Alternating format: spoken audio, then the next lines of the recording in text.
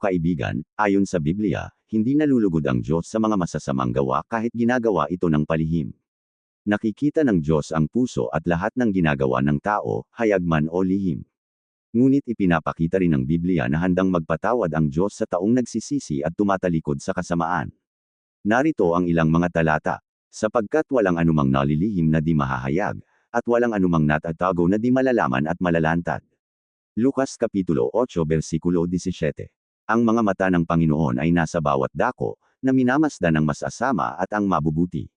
Kawikaan Kapitulo 15 versikulo 3. Sapagkat dadalhin ng Diyos ang bawat gawa sa kahatulan, pati ng bawat lihim na bagay, maging mabuti o maging masama. Mangangaral Kapitulo 12 versikulo 14. Iyong kinapopootan ng lahat na nagsisigawan ng kasamaan. Mga Awit Kapitulo 5 versikulo 5. Maikling pananaw. Ang Diyos ay banal at umiibig sa katotohanan at kabutihan. Kaya hindi siya natutuwa kapag ang tao ay gumagawa ng masama, lalo na kung iniisip ng tao na walang nakakakita. Ngunit mahalaga ring tandaan na ang layunin ng Diyos ay akayin ng tao sa pagsisisi at pagbabago. Narito rin ang magandang paalala. Kung ipinahahayag natin ang ating mga kasalanan, siya ay tapat at banal na tayo'y patatawarin sa ating mga kasalanan. Unang Juan Kapitulo 1 versikulo 9.